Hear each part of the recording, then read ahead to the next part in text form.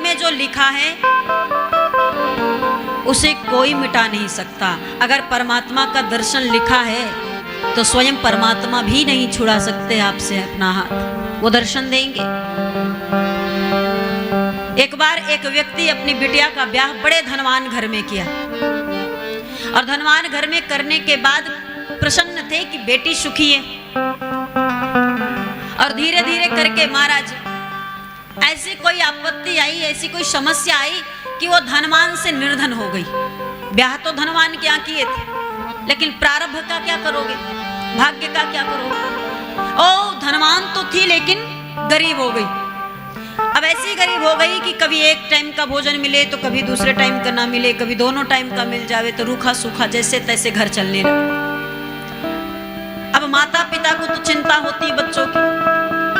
अब माँ बार बार उस व्यक्ति से कहे कि अपनी बेटी बड़ी निर्धन हो गई, उसके घर में बड़ी समस्याएं चल रही हैं, कुछ धन हम ही दे देते हैं, कुछ दिन के लिए हम दे देते हैं, फिर हो सकता सब ठीक हो जाए। तो पिता मना करे और बार बार समझाए, जब उसके भाग्य में अगर निर्धन ही होना लिखा होगा तो हमारे धन से धनवान नहीं होगी वो। अगर उसके प्रारब्ध में धन होगा तो परमात्मा देगा, नहीं होगा तो कोई भी व्यक्ति किसी भी निर्धन को धनवान नहीं बना सकता। लेकिन माँ का दिल तो माँ का दिल है महाराज, वो अपनी ममता को लेके कहाँ जावे, नहीं रहा गया। एक दिन दामाद जी घर आए और जब दामाद जी घर आए तो मैया सोने के सिक्के रखी थी, तो मन में आया कि पति घर से बाहर हैं, चुपके से दामाद जी को दे दूं, कुछ दिन के तो घर खर्च चलेंगे। लेकिन फिर सोची कि दामाद जी पता नहीं लेंगे कि नहीं, उनको भी बुरा लग सकता है, गलत लग सकता है कि अरे अब हम निर्धन क्या हो गए कि मैया ऐसे कर रही हमारे साथ। तो मैया ने क्या किया, फटाफट बेसन मंगाया और बेसन के लड्डू बनाई और उन्हीं लड्डुओं में सिक्का डाल दी। लड्डू बनाई और लड्डू बना के उसी में सिक्का डाल दी, सब लड्डू में एक एक सिक्का करके।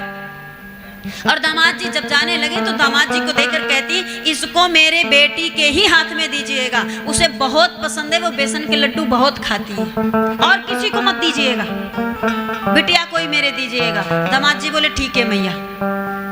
और अब महाराज दामाद जी लड्डू लेकर वहां से निकले और गांव के बगल, जब दोनों गांव के बीच में अपने ससुराल और घर के बीच में पहुंचे बाजार में, तो विचार किए कि मैं तो सोचा था कि ससुरारी आया हूं, कुछ तो मिल जाएगा, कुछ खर्च चल जाएगा। मैया ने तो लड्डू थमा दिए, इस लड्डू से क्या होगा।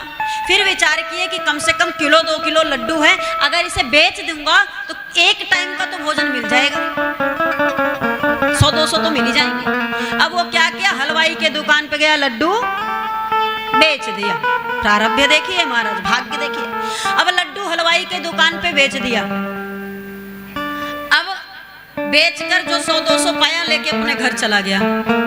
और इधर महाराज वो जो पतिदेव बाहर गांव गए थे, लड़की के पिता, वो लौट रहे थे और लौट रहे थे तो मन में आया हलवाई की दुकान देखकर कि मेरी पत्नी को बेसन के लड्डू बड़े पसंद हैं, लेते चलता हूँ, आज प्रसन्न हो जाएगी, बिना कहे कर दूंगा।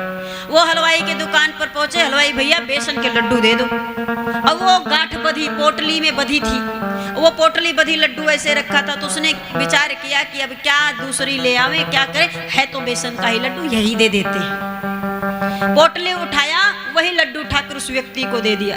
अब वो घर पे लौट के आया और बुलाया पत्नी को, पत्नी आई और पोटली दे दिया। बोली इसमें क्या है, पोटली तो पहचान रही थोड़ी बहुत, भले ही रंग ही मिल रहा हो पर थोड़ा थोड़ा पहचान रही है, पोटली तो वही है मैंने जो दामाद जी को दिया था। लेकिन फिर भी बोले है क्या इसमें, बोले अरे तुम्हारे पसंद की चीज है, ले जाओ खाओ। अब महाराज पोटली लेकर अंदर आई, खोली तो बेसन के लड्डू। अब विचार की पोटली भी वैसे, लड्डू भी वैसे, सच में वही है कि या फिर मुझे भ्रम है। तो उसने क्या किया, एक लड्डू फोड़ा और जब फोड़ा तो उसमें से सोने का सिक्का निकला। और सोने का सिक्का जैसे निकला, दौड़ करके आई कि पतिदेव को चोरी हमने दामाद जी को दिया था, ये जान गए क्या कि छीन के लेके चले आए।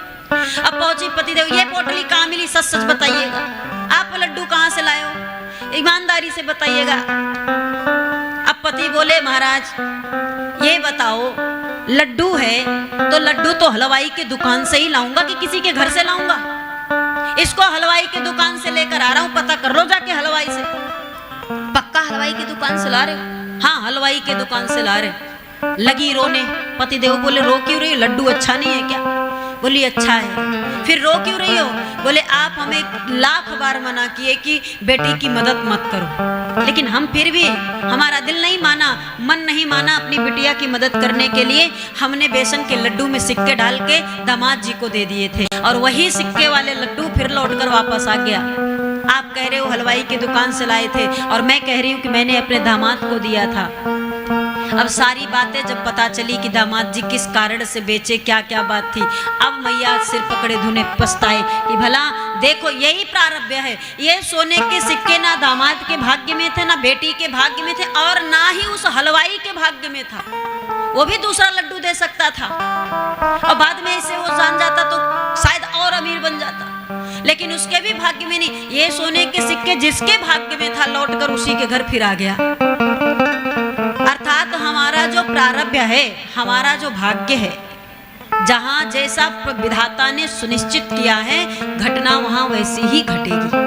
हम कितने भी हाथ पांव मार लें, कितनी भी व्यवस्थाएं कर लें, कितना भी सोच लें, विचार लें, दौड़ लें, भाग लें, कुछ ना होने वाला है। ये घूम करके वही आएंगे जहां राम जी पहुंचाएंगे।